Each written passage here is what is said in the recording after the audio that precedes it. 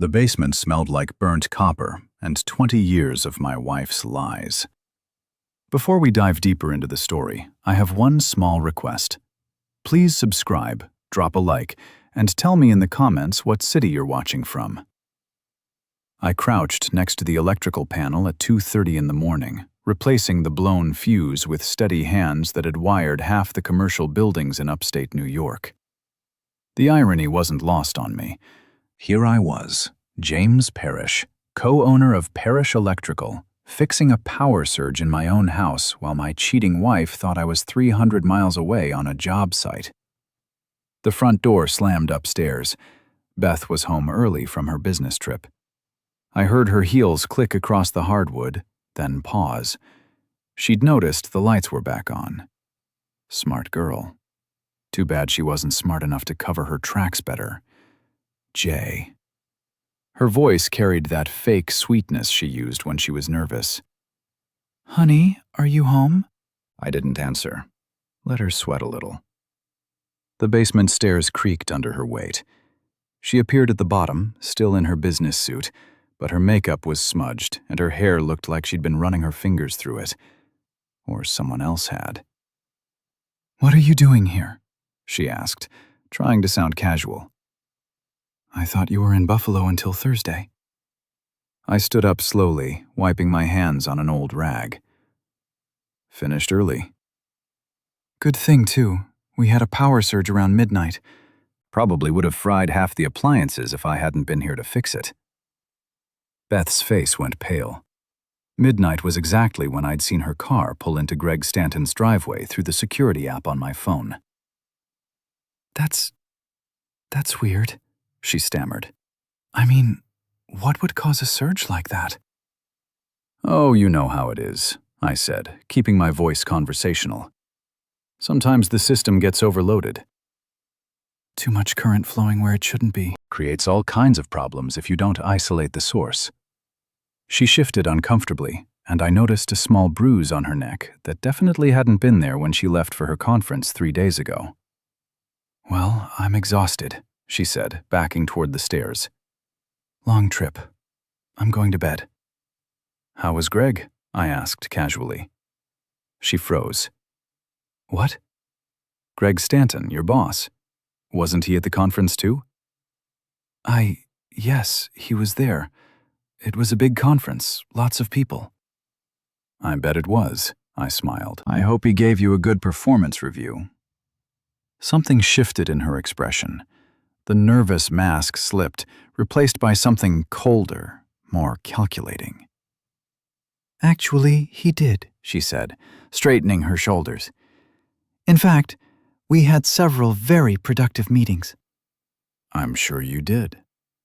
She took a step closer, and I saw the exact moment she decided to go on the offense instead of defense. It was like watching a switch flip. "You want to know the truth, Jay?" Her voice dropped to a whisper, but it carried perfectly in the concrete basement. "I slept with Greg multiple times, and you know what? It was amazing. He actually appreciates me, unlike you with your stupid electrical jokes and your blue-collar friends." I nodded thoughtfully. "Interesting. That's it? That's all you have to say?" "Well," I said, pulling out my phone, "I was going to ask if you knew anything about this." I showed her the screen. It was a photo from her burner phone, the one she thought she'd hidden so well in her car's glove compartment. The picture showed her and Greg in what was definitely not a business meeting. Her face went white. "Where did you get that?" "Amazing what people leave lying around," I said, along with text messages about how you two were planning to push me out of my own company. Something about Greg having connections on the board. Beth's mouth opened and closed like a fish, then her expression hardened again. "So what?" she snapped. "You think you can threaten me? Greg has lawyers, Jay. Good ones. And I know things about your business practices that could get you in serious trouble." I laughed. Actually laughed. "Beth, sweetheart, you just confessed to adultery and conspiracy to commit fraud in my basement." While I was recording, I held up my phone again, showing the red recording icon that had been running since she started talking. "You bastard," she hissed. "Maybe, but I'm a bastard with evidence, a good lawyer, and a very detailed knowledge of exactly how much power flows through this house." I gestured at the electrical panel. "See, the thing about electricity is that it always finds the path of least resistance, and right now, you and Greg are looking pretty conductive." She stared at me for a long moment, and I could practically see the wheels turning in her head. Finally, she smiled, a cold, calculating expression I'd never seen before. "You have no idea what you're dealing with," she said quietly.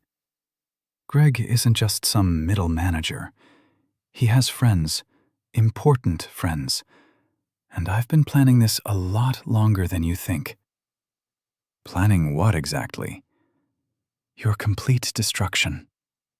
She turned and walked toward the stairs, then paused and looked back. "Enjoy your little recording, Jay, because by the time I'm done with you, nobody's going to care about some grainy basement video. You'll be lucky if you can get a job changing light bulbs at Walmart." She disappeared upstairs, leaving me alone in the basement with the smell of burnt copper and the sound of my own heartbeat. I looked down at my phone. The recording had captured every word. Tomorrow was going to be very interesting. I didn't sleep that night. Instead, I sat in my home office with a pot of coffee and started making lists. By 6 a.m., I had 3 pages of notes and a plan that would have made Sun Tzu proud. The first item on my agenda was a visit to Parrish Electrical's headquarters, where I kept the really important files, the ones Beth didn't know about. Carl Morrison was already at the shop when I arrived, bent over the engine of our service truck with a wrench in one hand and a cigarette dangling from his lips. Carl had been my foreman for 15 years, and my friend for longer than that. If anyone could help me navigate the minefield my life had become, it was him. "You look like hell," he said without looking up from the engine. "Feel worse. We need to talk." Carl straightened up, took one look at my face, and stubbed out his cigarette. "Coffee or whiskey?" "Coffee for now." We went into my office, a cluttered space that smelled like motor oil and old coffee. I closed the door and activated the white noise machine I'd installed after Beth started asking too many questions about my business calls. "Beth's cheating on me," I said without preamble. Carl nodded like I just told him it was Tuesday. "Greg Stanton?" I stared at him. "How long have you known?" "Couple months. Saw them together at that hotel out on Route 9. Figured you knew and were handling it your own way." He poured coffee from the pot on the filing cabinet. "What's the play?" This was why I loved Carl. No drama, no questions about how I was feeling, just straight to business. "They're trying to push me out of the company," I said, showing him the screenshots from Beth's phone. "Greg's got connections on the board, and Beth's been feeding him information about our contracts and finances." Carl studied the messages, his face growing darker with each one. "That corporate piece of garbage. What do you need from me?" "First, I need to know what they've accessed. Can you pull the security footage from the office for the past month?" "Already on it."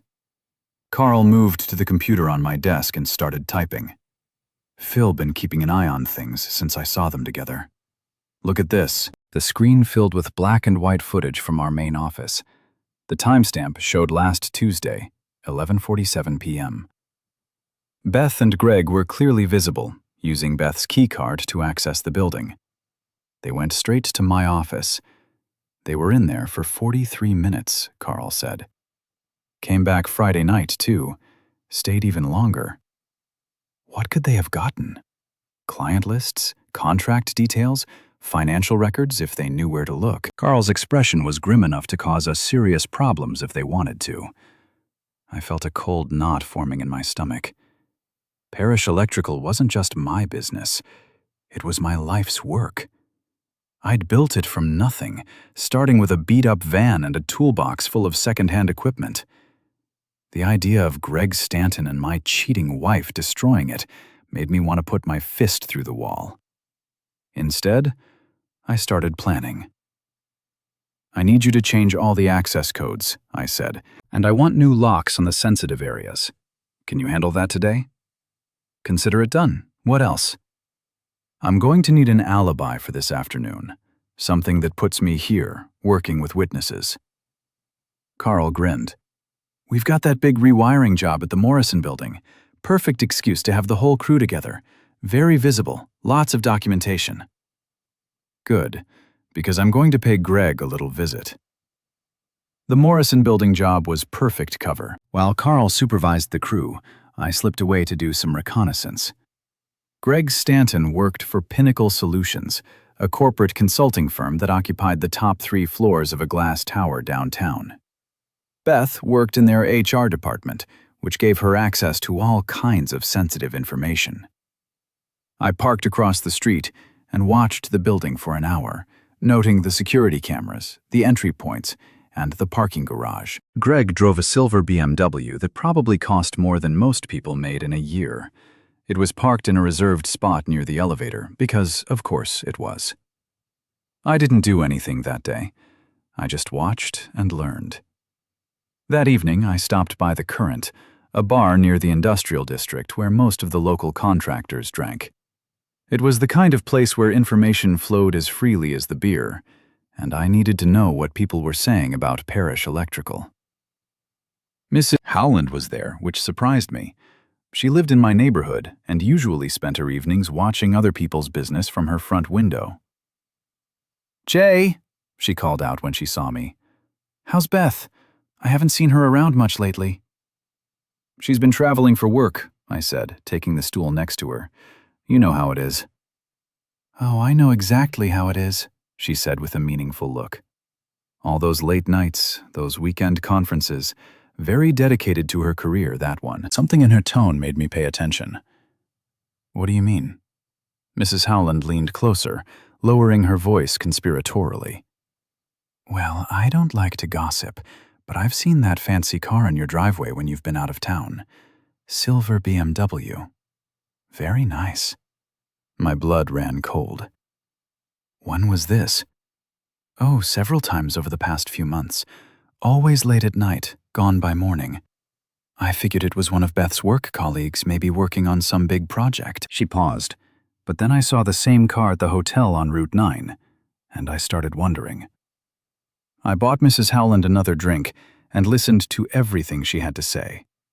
By the time I left the Current, I had a timeline of Greg's visits to my house and a witness who could place them together in public. The pieces were falling into place. Back home, Beth was waiting in the kitchen with a glass of wine and an expression I couldn't read.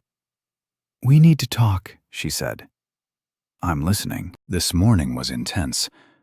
I said some things I shouldn't have said. "You mean like confessing to adultery and conspiracy?" She flinched. I was angry. "You ambushed me." "I fixed a fuse, Beth.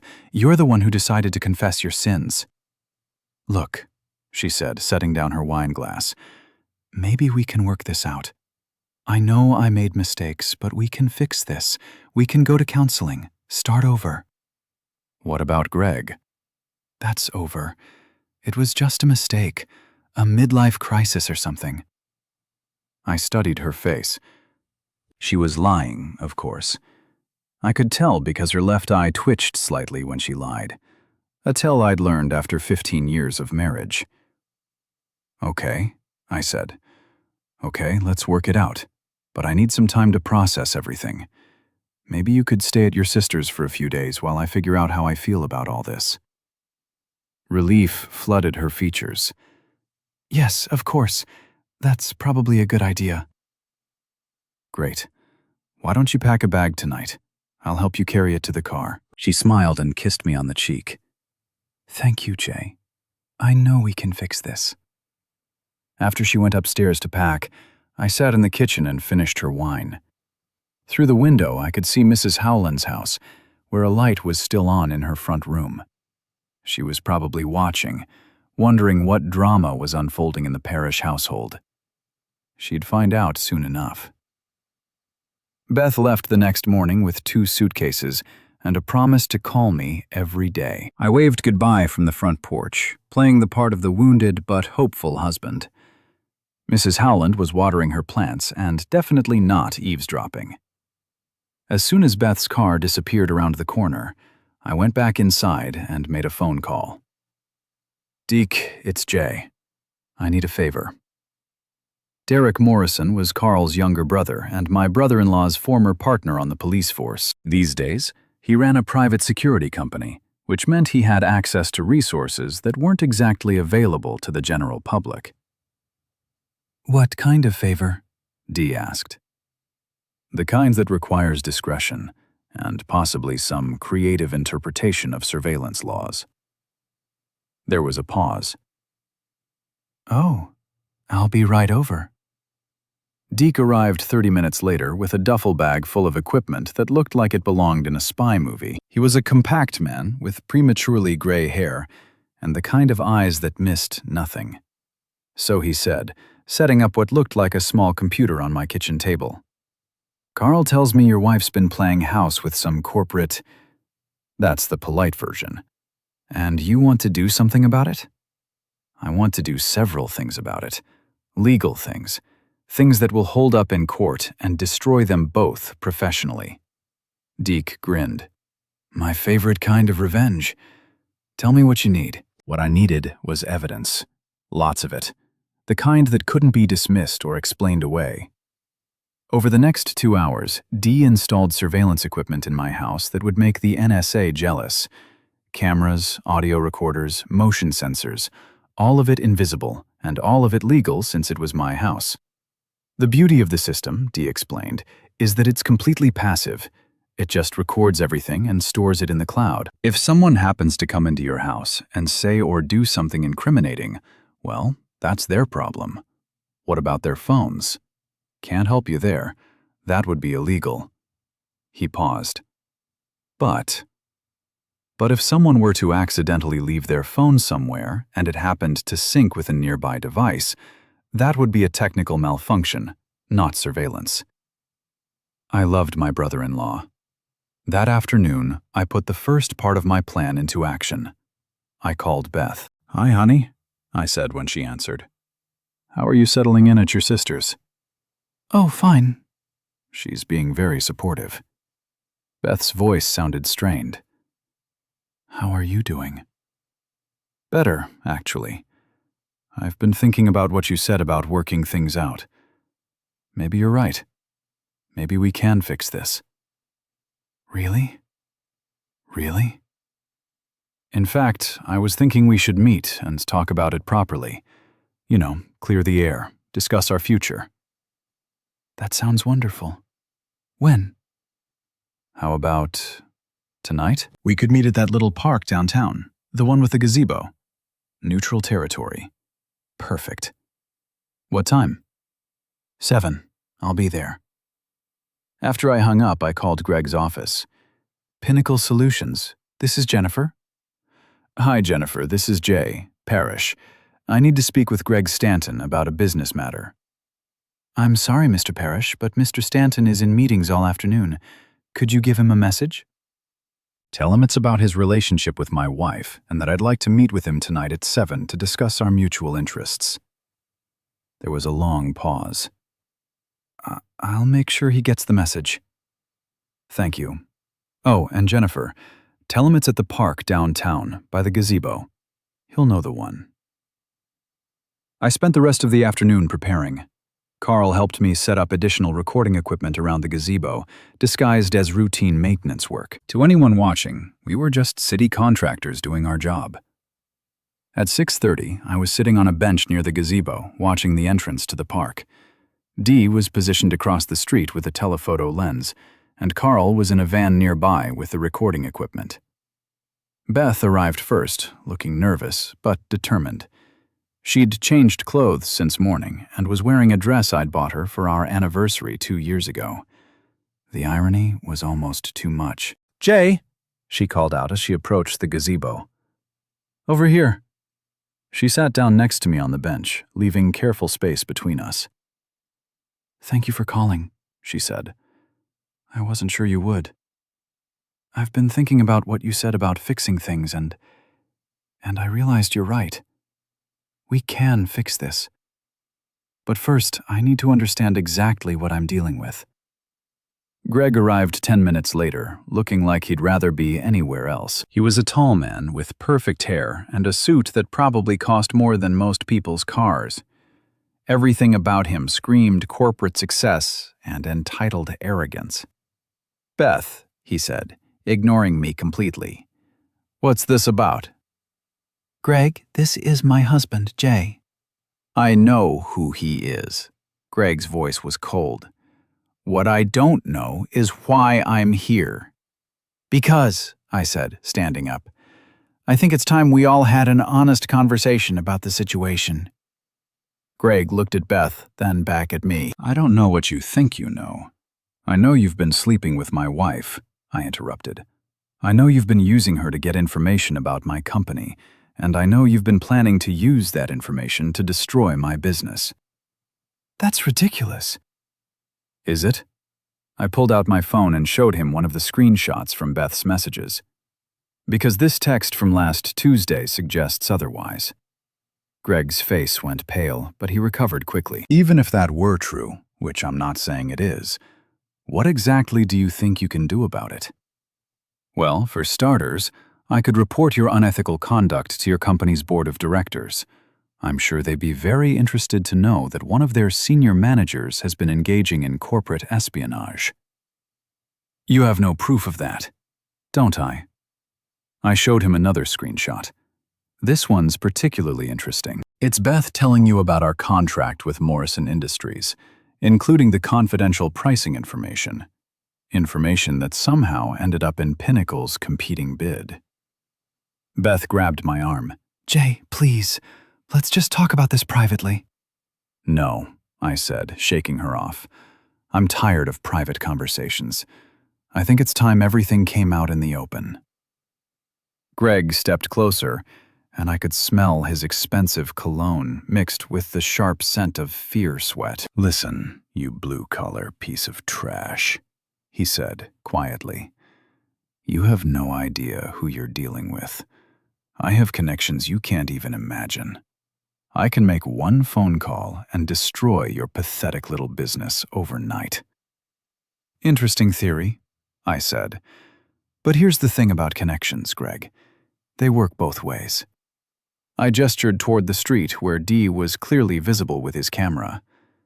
"See that man over there? He's been documenting this entire conversation. Every word, every gesture, every threat you've just made." Greg spun around, finally noticing the surveillance. "You're recording this?" "Oh, I'm doing much more than that." I smiled.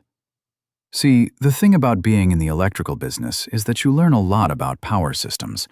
Not just electrical power, but all kinds of power. Political power, economic power, social power." I pulled out a small device that looked like a garage door opener. This, for example, is connected to the sound system in the gazebo, the one that broadcasts announcements during city events. I pressed the button, and speakers hidden around the park crackled to life. "Testing, testing." My voice echoed across the park, amplified and crystal clear. Greg's eyes went wide. "You wouldn't dare, wouldn't I?" I held up my phone again. "I have hours of recorded conversations between you and my wife, detailed discussions of your affair, your plans to sabotage my business, and your complete lack of respect for anyone you consider beneath you." "Jay, please," Beth whispered. "People will hear." "And that's the idea." I looked at Greg. "Here's what's going to happen. You're going to end your relationship with my wife immediately. You're going to return any information you've stolen from my company, and you're going to withdraw Pinnacle's bid on the Morrison contract. And if I don't," I pressed the button again, and Greg's voice filled the park. "Listen, you blue-collar piece of trash. You have no idea who you're dealing with." Several people walking their dogs stopped and looked around, trying to figure out where the sound was coming from. "That's just a sample," I said. "I have much better material." Greg looked around desperately, as if searching for an escape route. "This is blackmail." "No, this is consequences." I turned to Beth, and as for you, sweetheart, here's what's going to happen. You're going to move out of our house permanently. You're going to file for divorce on grounds of irreconcilable differences, and you're going to accept whatever settlement I'm willing to offer. Jay, you can't be serious. Or, I continued, I can play the rest of these recordings right here, right now, for everyone in the park to hear, including the part where you discuss using your HR position to plant false harassment claims against my employees. Beth's face crumpled. That was just talk. We never actually... Doesn't matter. The intent was there, and it's all recorded. Greg suddenly lunged forward, grabbing for my phone. "Give me that." I stepped aside, and Greg stumbled past me, tripping over the edge of the fountain and falling face first into the water with a tremendous splash. He came up sputtering, his perfect hair plastered to his head, his expensive suit soaked and ruined. A small crowd had gathered, and someone was definitely taking pictures. "Oops," I said. "Careful there, Greg. These old fountains can be tricky." Carl appeared from behind the van, grinning widely. "Everything okay over here, boss?" "Just fine, Carl. Mr. Stanton was just leaving." Greg hauled himself out of the fountain, water streaming from his clothes. His face was red with humiliation and rage. "This isn't over," he snarled. "Yes, it is," I said calmly. "Because tomorrow morning I'm delivering copies of everything to your board of directors, your HR department, and anyone else who might be interested. Unless, of course, you'd prefer to handle this quietly." Greg looked at Beth, who was staring at him with an expression of horror and disgust. His perfect corporate image was literally dripping away in front of her eyes. "Fine," he said finally. "What do you want?" "I already told you. End it with my wife, return my property, and stay out of my business." "Done." Greg turned to Beth. "We're finished. Don't call me, don't text me, don't even look at me if you see me in the office." "Greg, wait!" But he was already walking away, leaving a trail of water and wounded pride behind him. Beth turned to me, tears streaming down her face. "How could you do this to me?" "I didn't do anything to you, Beth. You did it to yourself." "But everyone will know. Everyone will talk." "Yes, they will. That's what happens when you make choices. There are consequences." She stared at me for a long moment, and I saw the exact instant when her sadness transformed into pure hatred. "You think you're so smart," she whispered. "You think you've won, but you have no idea what I'm capable of." "Actually, I do. I've been married to you for 15 years. She slapped me then, hard enough to leave a mark. Several people in the crowd gasped. "I hope you're proud of yourself," she said. "I am, actually." Beth turned and walked away, her heels clicking angrily on the pavement. I watched her go, feeling something that might have been relief. Carl clapped me on the shoulder. "Hell of a show, boss. What's next?" I looked at my phone where a text message was waiting. It was from my lawyer, and it contained news that would change everything. "Next," I said, "we go to war." The text from my lawyer was short and to the point. Emergency board meeting called for tomorrow morning. Greg Stanton filed complaints against you. Need to meet tonight. I stared at the message, feeling the first real jolt of fear since this whole mess started. A board meeting meant Greg had moved faster than I'd expected, and it meant he had more influence than I'd realized. "Problem?" Carl asked, reading my expression. "Big one?" "Greg's trying to get me removed from the company." "Can he do that? If he's got enough board members on his side?" "Yeah, he can." We drove back to the shop in silence, both of us thinking hard. Parish Electrical had a 5-member board of directors: myself, my original business partner, Tom Bradley, and 3 outside investors who'd helped us expand 5 years ago. Tom would never vote against me.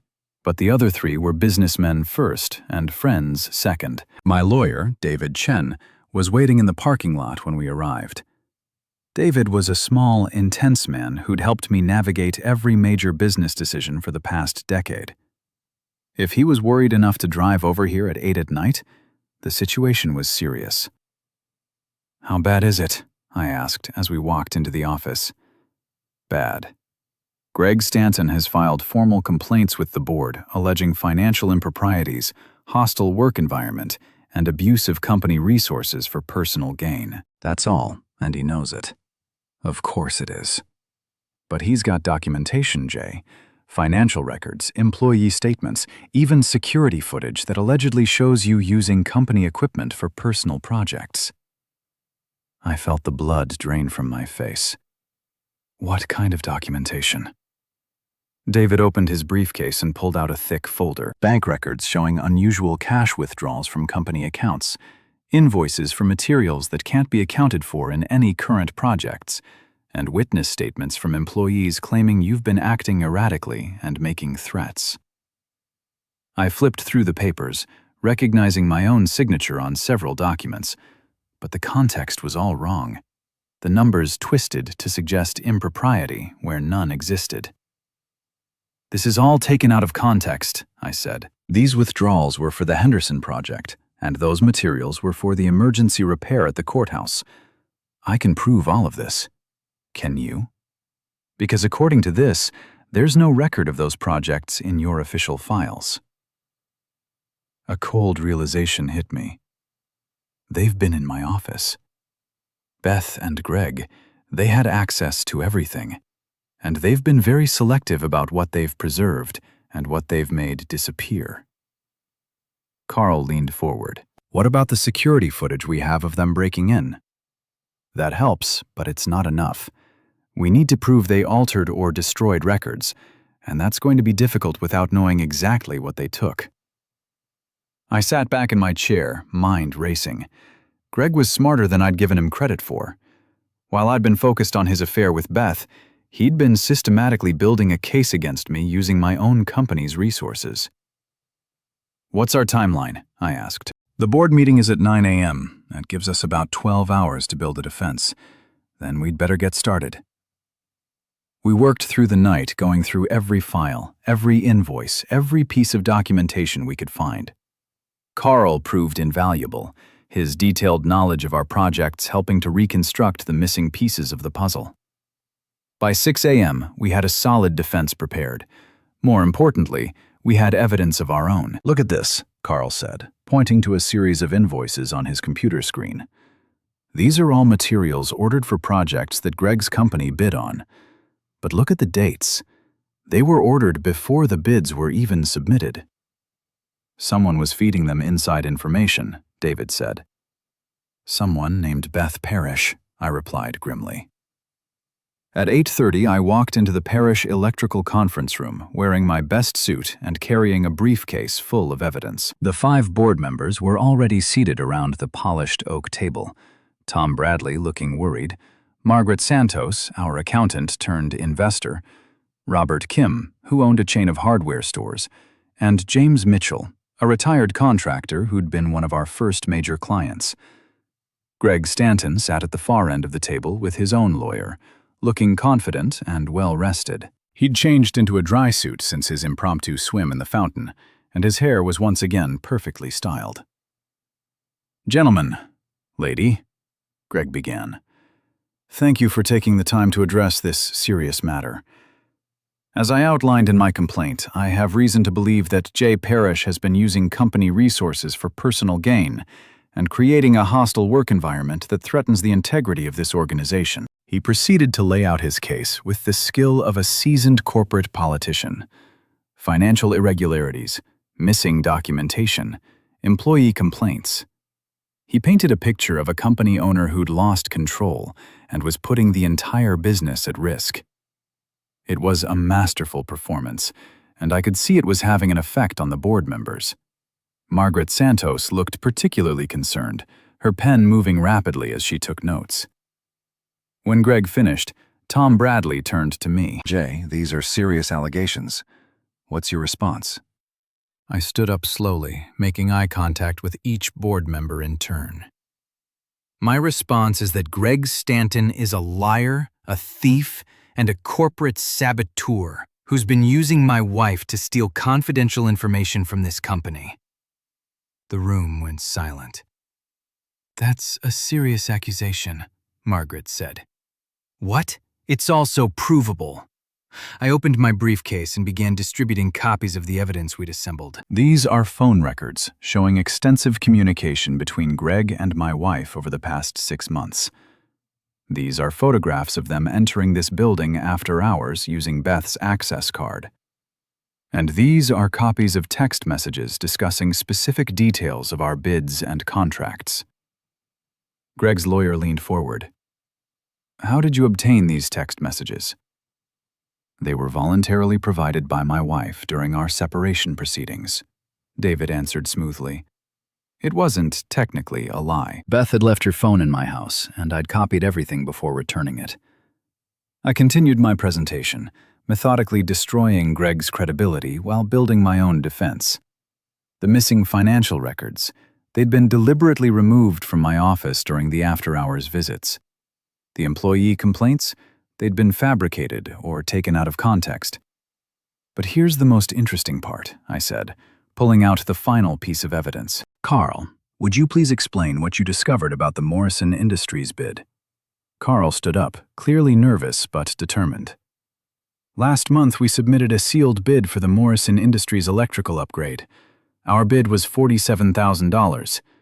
Pinnacle Solutions somehow submitted a bid for $46,500. Exactly $500 less than ours." "That's not unusual," Robert Kim said. "Companies often bid competitively." "You're right," I said. "But look at this." I displayed a series of invoices on the projector screen. These are material orders placed by Pinnacle Solutions for the Morrison project. Orders placed 3 days before bids were even due, and in quantities that exactly match our specifications.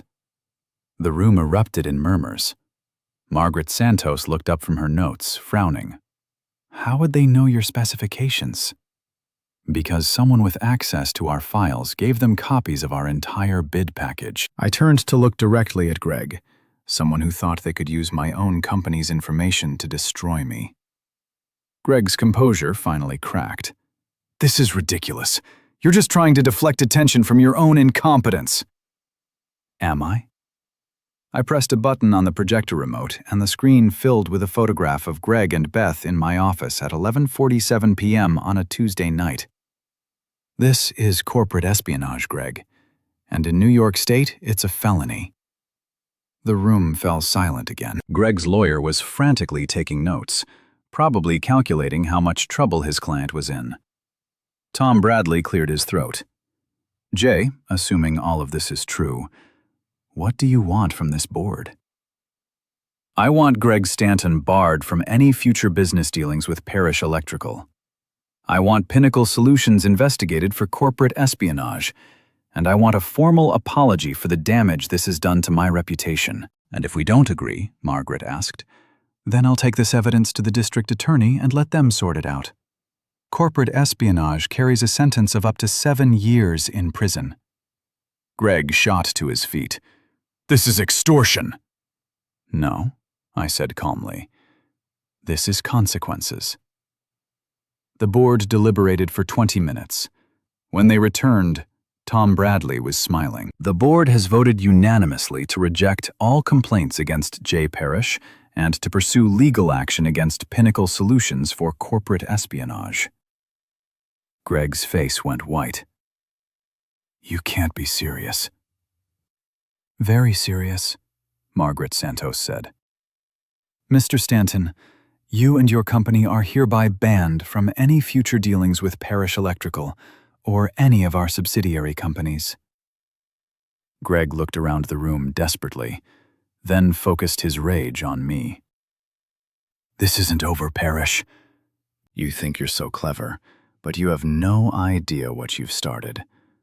Actually, I think I'm finishing what you started." Greg stormed out, his lawyer trailing behind him like a worried puppy. The board members began packing up their papers, talking quietly among themselves. Tom Bradley approached me as the room emptied. "Hell of a thing, Jay. How long did you know about the affair?" "A few days." "What about the corporate espionage? I figured it out last night." "What are you going to do about Beth?" I looked out the conference room window at the parking lot where Greg was gesticulating wildly at his lawyer. "I'm going to let her dig her own grave," I said, "just like she's been doing all along." My phone buzzed with a text message. It was from Beth. "We need to talk. Meet me at the house tonight." I showed the message to Tom, who whistled low. "You going to meet her?" "Oh, absolutely. I wouldn't miss it for the world." I spent the afternoon at the Morrison Industries job site, ostensibly supervising the electrical work, but actually thinking about Beth's message. "We need to talk" could mean a lot of things, but given the morning's board meeting, I suspected it meant she was desperate. Desperate people do stupid things, and stupid things leave evidence. Carl found me in the main electrical room staring at a junction box without really seeing it. "Penny, for your thoughts, boss. Just wondering what Beth's next move is going to be." "You think she's got another move?" "She's always got another move. That's what made her good at HR. She could always find an angle nobody else saw." "And what made her bad at marriage?" "Same thing." Carl laughed, but his expression grew serious. "You want me to stick around tonight in case things get ugly?" "No, but thanks. I can handle Beth. It's not Beth I'm worried about. If Greg's as connected as he claims to be, he might try something stupid." I considered this. Greg had struck me as the type who was used to getting his way through money and influence rather than direct confrontation, but desperate people were unpredictable. "Actually, yeah. Can you and Dee set up some surveillance? Nothing obvious, just in case." "Already on it. Deke's been monitoring your house since this morning." "You guys are paranoid." "We're careful. There's a difference." I got home at 6:30 to find Beth's car in the driveway and the front door unlocked. She was in the kitchen cooking dinner like nothing had happened. The smell of pot roast filled the air, and for a moment I was transported back to the early years of our marriage, when coming home to Beth cooking was the best part of my day. "Smells good," I said, hanging my keys on the hook by the door. "Your favorite," she replied without turning around. "I thought we should have a proper meal while we talk." "Talk about what?" "About how we're going to fix this mess."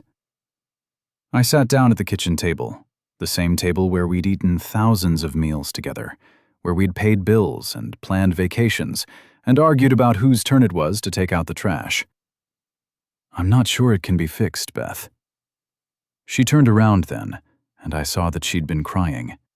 Her eyes were red and swollen, and her makeup couldn't quite hide the exhaustion in her face. "Of course, it can be fixed. We just need to be smart about it." "Smart how?" She sat down across from me, reaching for my hands. I let her take them, curious to see where this was going. "Look, I know I made mistakes, big mistakes. But Greg made me promises he couldn't keep, and I got caught up in something I didn't understand."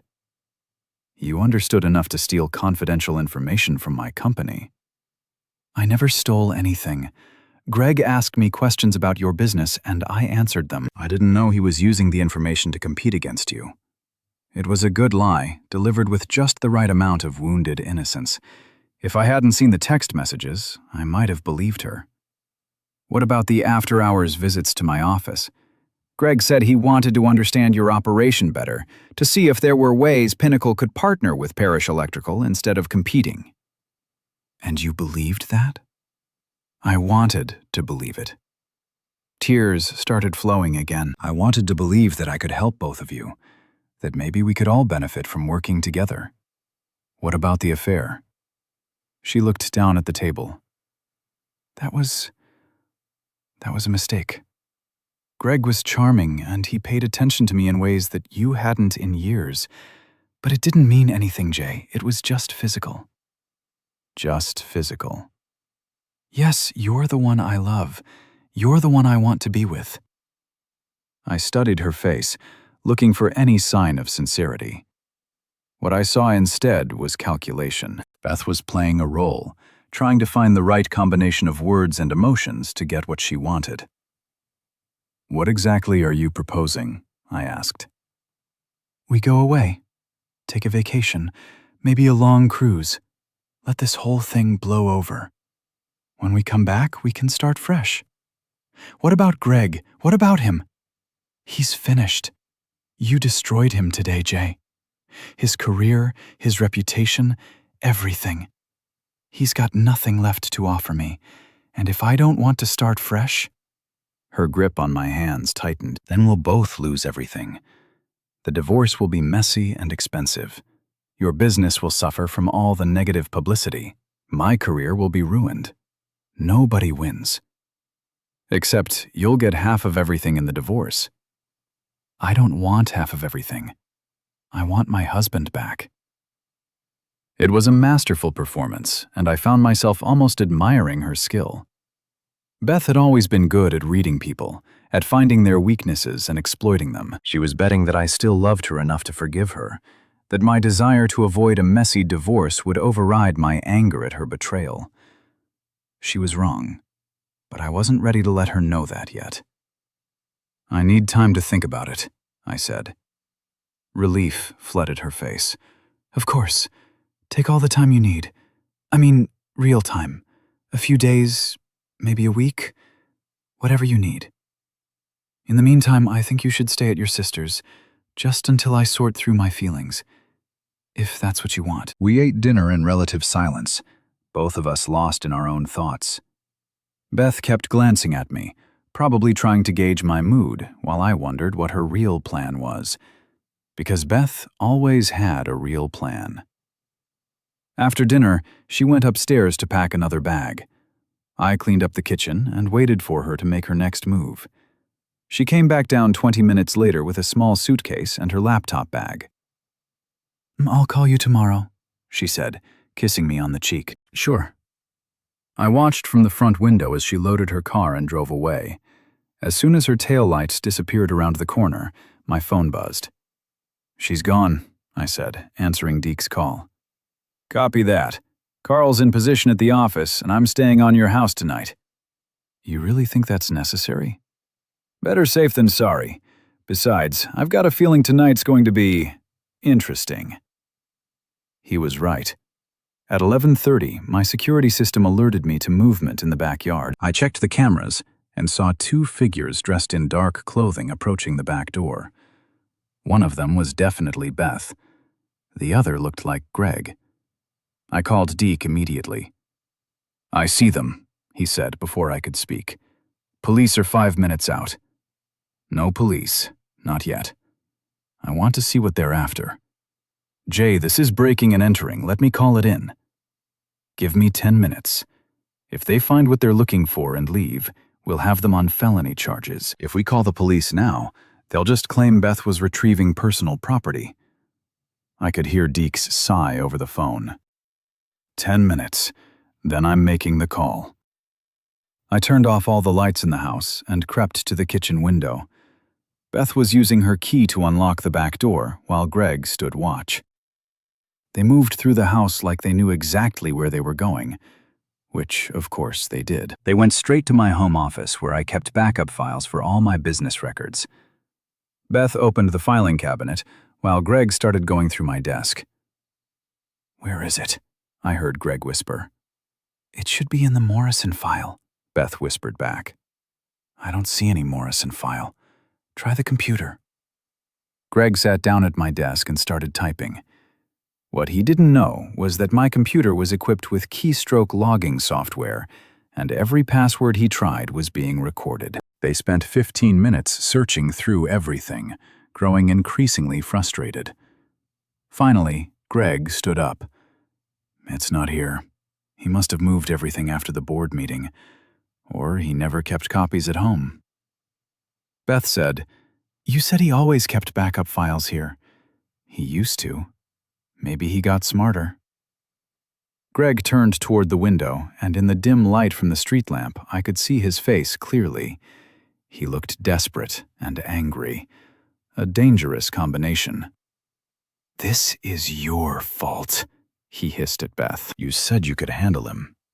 "I tried, but Jay's not as stupid as I thought." "No, he's not. Which means we need to try a different approach." "What kind of approach?" Greg pulled something from his jacket pocket. In the darkness, I couldn't see what it was, but Beth stepped back quickly. "Are you insane?" she whispered. "Desperate times, Beth. Your husband has destroyed my career and my reputation. I've got nothing left to lose." "Put that away. This was supposed to be simple." "Get in, find the files, get out. The files aren't here. But we can still send him a message." I'd heard enough. I stepped into the hallway and flipped on all the lights. "Looking for something?" Beth screamed. Greg spun around, and I could see now that he was holding a crowbar. "Jay?" Beth gasped. "I can explain." "I'm sure you can. You always could." I pulled out my phone. "Deke, call the police, now." Greg raised the crowbar. "I don't think so." "Greg, don't," Beth pleaded. "This will only make things worse." "Worse? How could things possibly get worse? I've lost my job, my reputation, everything. All because of your husband and his little revenge scheme." "You lost everything because you're a thief and a liar," I said calmly, "and now you're about to add breaking and entering to your resume." Greg took a step toward me. "Maybe I should add assault to the list while I'm at it." "I wouldn't recommend it." "Why not? What are you going to do, call the police? By the time they get here, you'll be in the hospital and will be long gone." "Actually," said a voice from behind him, "the police are already here." Greg spun around to see Deke standing in the doorway, his service weapon drawn and pointed at Greg's chest. "Drop the crowbar and put your hands where I can see them." Greg looked around desperately, realizing he was trapped. For a moment, I thought he might try to use the crowbar anyway. Then his shoulders sagged, and he let it fall to the floor. "Hands behind your head, both of you." Two uniformed officers appeared behind Deke, and within minutes, Greg and Beth were in handcuffs. "Jay Parrish?" one of the officers asked. "That's me. We'll need a statement from you about what happened here." "Of course, but first, there's something you should see." I led them to my home office where the security cameras had recorded everything. Greg's threats, Beth's admission that she'd helped him break in, their search through my private files. All of it was captured in high-D video. "This should make your case pretty straightforward," the officer said. As they led Greg and Beth out to the patrol cars, Beth looked back at me one last time. "I'm sorry, Jay. I never wanted it to go this far." "Yes, you did," I replied. "You just never thought you'd get caught." The police cars disappeared into the night, taking my cheating wife and her corporate lover with them. I stood in my driveway for a long time, looking up at the stars and thinking about how dramatically my life had changed in just a few days. Dee appeared beside me, holstering his weapon. "How do you feel?" "Tired? Relieved, vindicated, and like this isn't over yet." "What makes you say that?" I pulled out my phone and showed him a text message that had arrived while we were dealing with the police. "This is from Beth's lawyer. Apparently, she's claiming that I set this whole thing up to frame her. She's going to fight the charges and the divorce." Deke whistled low. "She doesn't give up, does she?" "Never has. That's what made her good at her job. So, what's your next move?" I smiled, thinking about the final piece of evidence I hadn't shared with anyone yet, the one that would end this once and for all. "Yeah, I'm going to give her exactly what she wants," I said. "A fight." The next morning brought a phone call that changed everything.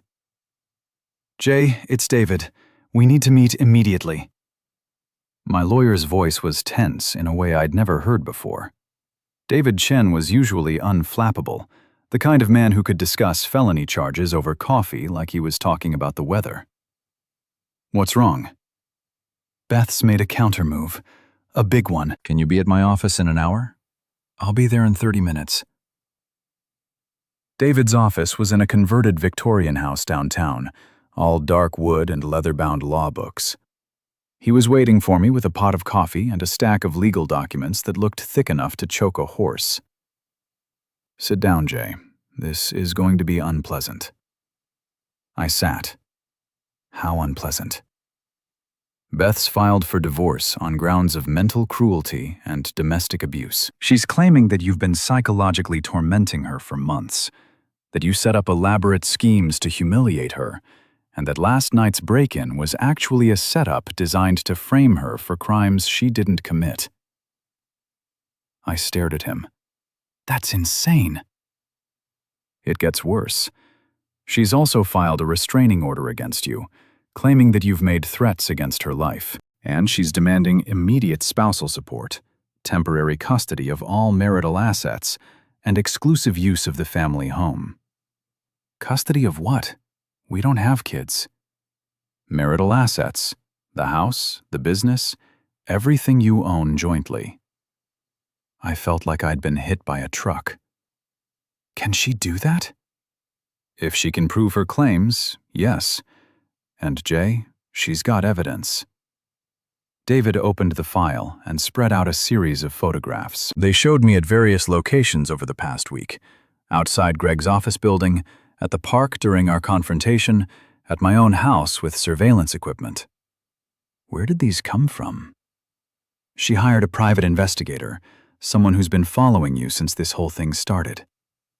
Following me when?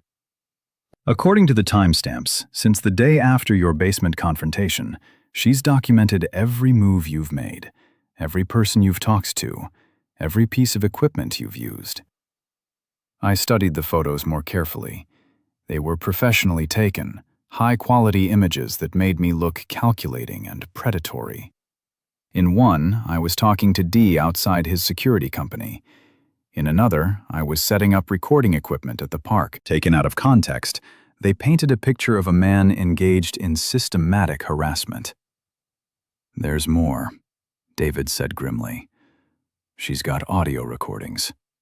He pressed play on a small digital recorder. My own voice filled the room. "I'm going to destroy them both professionally. I want Greg Stanton barred from any future business dealings. This isn't over. I'm going to let her dig her own grave." Jesus, where did she get these? "Your house is bugged. Jay has been for weeks. She's recorded dozens of conversations between you and Carl, you and Deke, you and me." I felt the blood drain from my face. While I'd been setting up surveillance on Beth, she'd been doing the same thing to me. And she'd been doing it longer. Is any of this admissible in court? Some of it. The photos are definitely admissible. They were taken in public places. The audio recordings are more complicated, but since they were made in her own home, she might have a legal right to them. So, what's our defense? Truth. We prove that everything you did was a reasonable response to her adultery and corporate espionage. And if we can't prove it, David's expression was grim, then you could lose everything. The house, the business, your reputation. Beth's playing for keeps, Jay. I sat back in my chair, mind racing.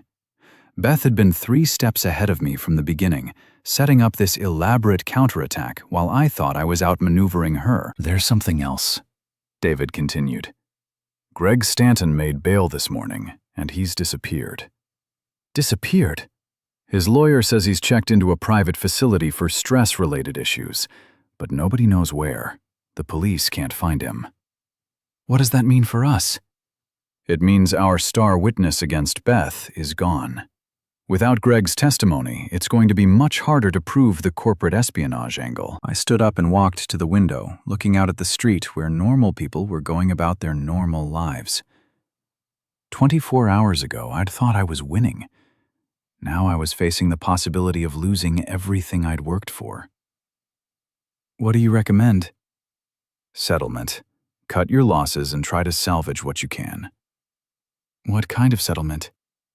50-50 split of all assets, including the business, alimony payments for 5 years, and a public apology for what she's calling your campaign of harassment. Absolutely not.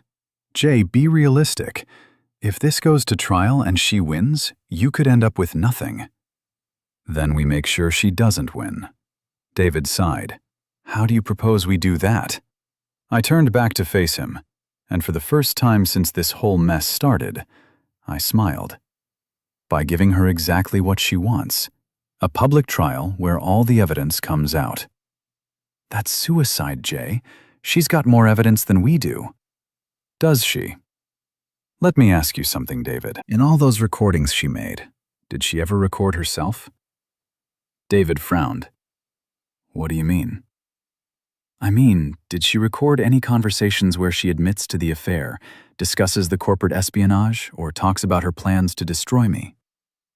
I don't know. Her lawyer only provided excerpts that support her case. Exactly, which means there's a lot more on those recordings that we haven't heard. Even if there is, how do we get access to it? Discovery.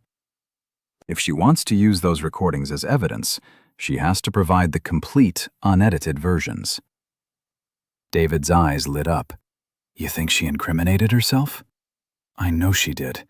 Beth's biggest weakness has always been her ego.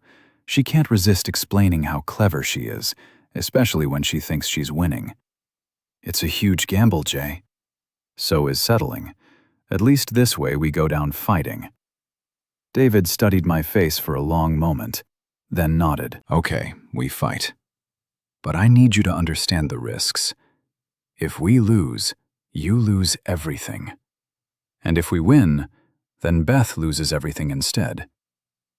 Good, because it's time she learned what consequences really look like.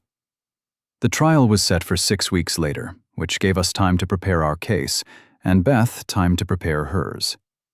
The local media picked up the story, turning it into a soap opera of adultery, corporate espionage, and revenge. Electrical contractor's marriage sparks legal fireworks. Read the headline in the local paper. The article painted me as either a wronged husband seeking justice or a controlling abuser seeking revenge, depending on which paragraph you read. Carl found me in my office one morning staring at the newspaper coverage. How you holding up, boss? Been better. How's the crew taking all this? They're behind you 100%.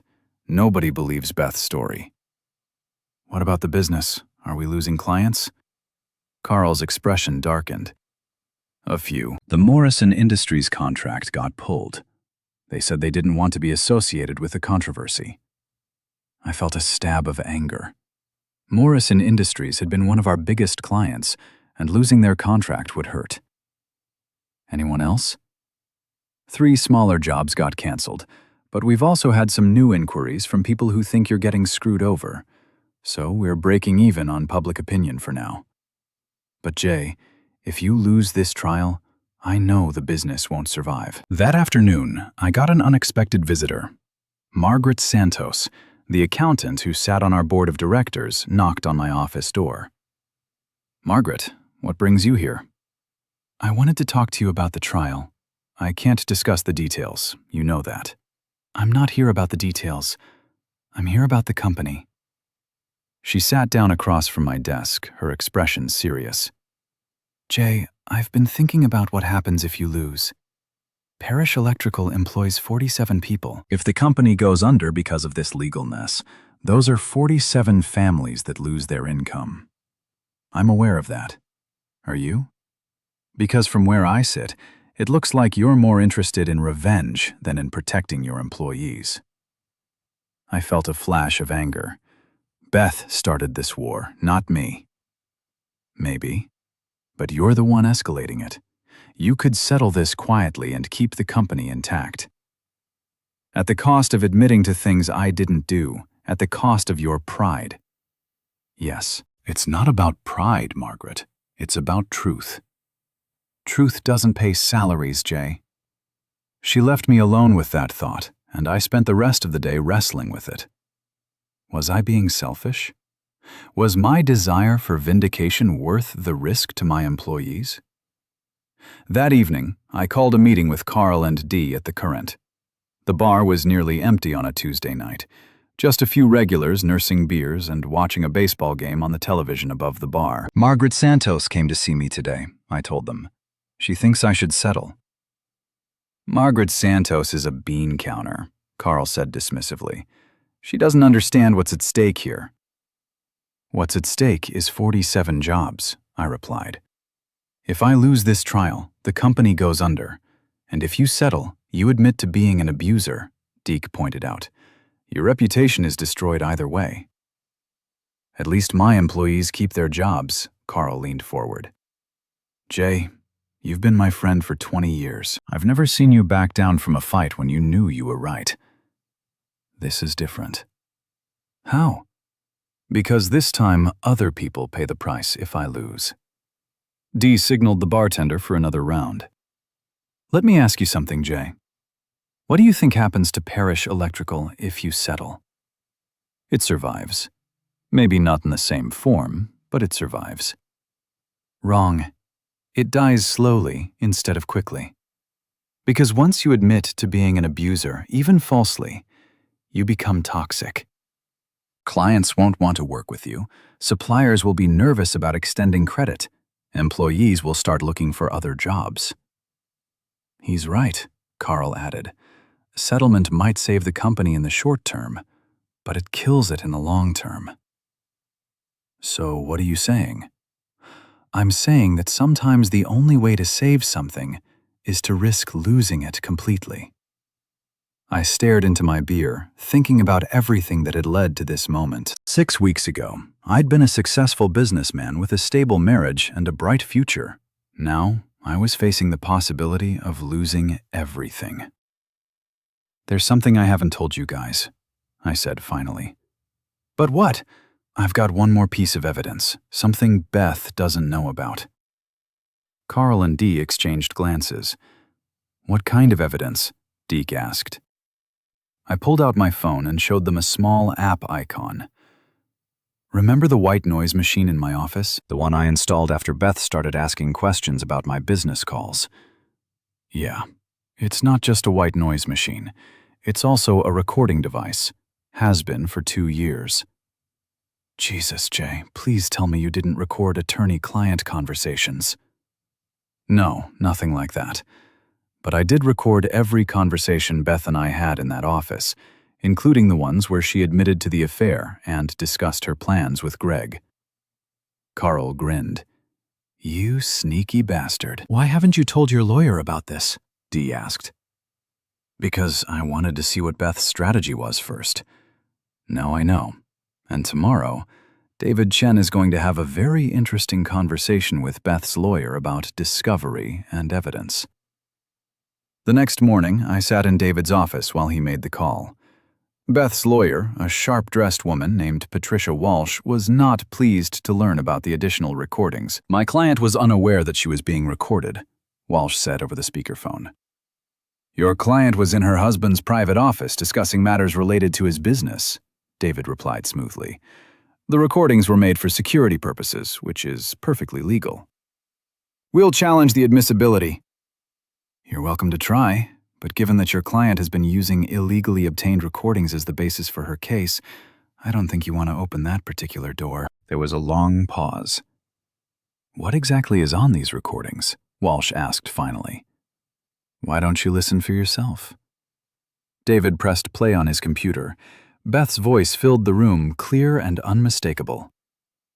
"Greg thinks he can use the Morrison contract information to underbid Parrish Electrical by just enough to win the job.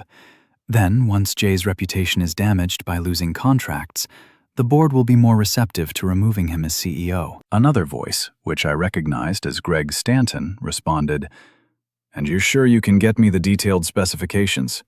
I've got copies of everything. Jay trusts me completely. The fool never even changed his filing system after we got married." The recording continued for several more minutes, documenting, in Beth's own words, her plan to destroy my business and steal my assets. When it finished, the silence on the phone was deafening. "Miss Walsh," David prompted, "we'll need to review our position. I'm sure you will. In the meantime, I'll be filing a motion to dismiss all charges against my client and a countersuit for fraud, conspiracy, and intentional infliction of emotional distress. After Walsh hung up, David turned to me with a grin.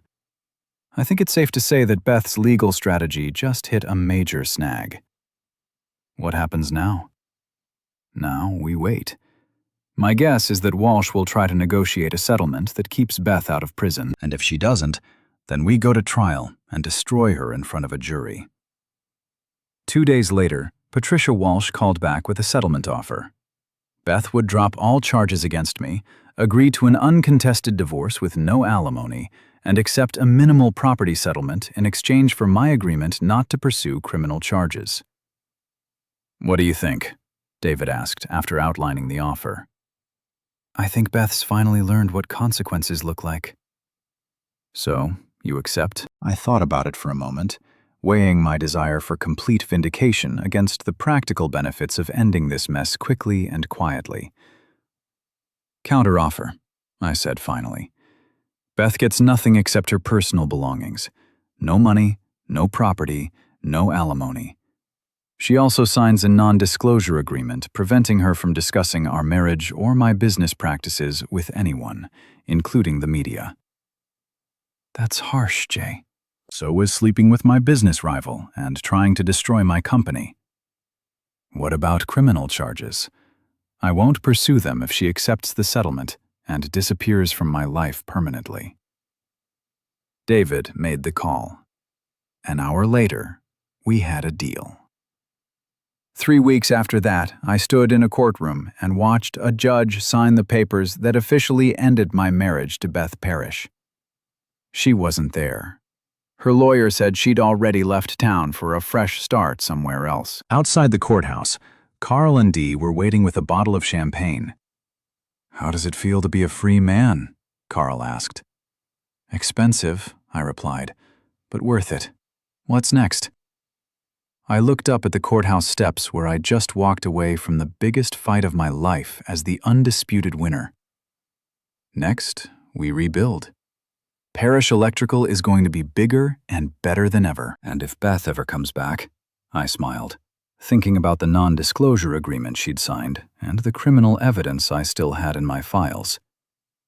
She won't, because now she knows what happens when you try to short-circuit James Parrish. We walked down the courthouse steps together, 3 friends who'd weathered a storm and come out stronger on the other side. Behind us, the courthouse clock struck 12, marking the end of one chapter of my life and the beginning of another. The power was back on, and this time I was the one controlling the switch.